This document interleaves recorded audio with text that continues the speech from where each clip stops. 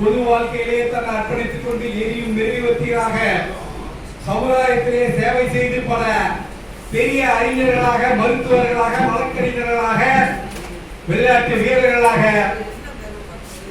திமுக பரம்பரையிலே தன்னுடைய ரத்தம் திராவிட ரத்தம், திராவிட சித்தாந்தத்தை நான் எவ்வாறெல்லாம் எடுத்துரைத்தேன் என்று வழங்கிய அன்புக்கும் பாசத்துக்கும் உரிய பேச்சாளர்களே, இங்கு தலைமை ஆசிரியர் அவர்கள் அமர்ந்திருக்கிறார்கள். எனக்கு முன்னாலே இங்கே மிக அருமையாக மாவட்டத்துடைய செயலாளர் குறிப்பிட்டார்கள், இங்கு திறமைமிக்கவர்கள் இருந்து கொண்டிருக்கிறார்கள் என்று. ஆகவே சாதாரணமான சபை அல்ல, மக்களால் தேர்ந்தெடுக்கப்பட்ட நமது மாவட்டத்துடைய முன்னாள் உறுப்பினர் அமர்ந்திருக்கிறார்கள். குறைஞ்சது ஒரு 300 மகளிரை கூட்டி மிக சிறப்பாக மகளிர் அணி நடத்திய என் பாசத்துக்குரிய சகோதரி இருக்கிறார்கள்.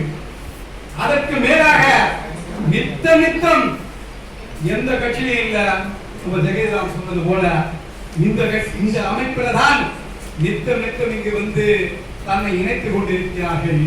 எதற்காக என்று சொன்னால் ஒரு 5 நிமிடம் இருக்கிறேன். எதற்காக என்று சொன்னால் நீங்கள் சிந்தித்து பார்க்க வேண்டும். அதற்கு முன்பாக என் அருமை தம்பி சரவணனுடைய பிறந்த நாள். என்னுடைய தம்பி அருமை சரவணன் அவர்கள் எல்லா வளமும் பெற்று வளமுடன் வாழ உங்களை நான் வாழ்த்துகிறேன். சரவணன் சாதாரணமானவர் அல்ல. நம்முடைய வந்த ரவி என்று சொல்லக்கூடிய நம்முடைய அகில இந்திய நம்முடைய தலைவருடைய நிழல். கடந்த தேசிய பேரியக்கத்திலே தன்னை எப்போது இணைத்துக் கொண்டாரோ தலைவர், அப்போதெல்லாம் தன்னை இணைத்துக் கொண்டு என் தலைவன் அவர் பேசுகின்ற போது வெளியே பேசுவார். என் தலைவன் என் அண்ணன், என் அண்ணன் என்னுடைய இதுதான் தெரியும், தலைவர் தான் தெரியும், அகில இந்திய மக்கள் சட்டமன்ற கொள்கைகள் என்னன்றதான் தெரியாது. ஆனால் அவர் நிச்சயமாக மனதை திறந்தால் அதுக்குள்ள வண்ண ரெடியாகிய அகில இந்திய தலைவர்கள் தான் தெரியும். என்னுடைய தலைவர்கள் குறிப்பிட்டார்கள் திராவிட ரத்தம் ஓடுகிறது என்று. அதை போல சலனுடைய ரத்தத்தை ஏற்றினால் அது ஆட்சியுடைய ரத்தமாக இருக்கும்.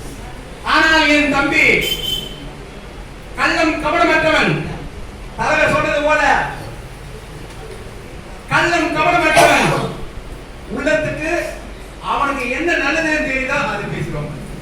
நாயகி நிலம் தெரியாது, இங்க உள்ள தெரியும். பேச விட்டீங்கன்னா உள்ளத்துக்கு என்ன தெரியுதோ, நான் எப்போது இங்கு வந்தனோ அங்கே அலுவலகம் இருக்கும் போது அலுவலகத்தை திறந்து பெருக்கி கூட்டி வாரி எல்லாத்தையும் வைத்து நான் வந்தேன் என்று சொன்னால், நான் மைக்கை பிடித்தேன் என்று சொன்னால் என் தம்பி எனக்கு அழகாக தண்ணி வைப்பான்.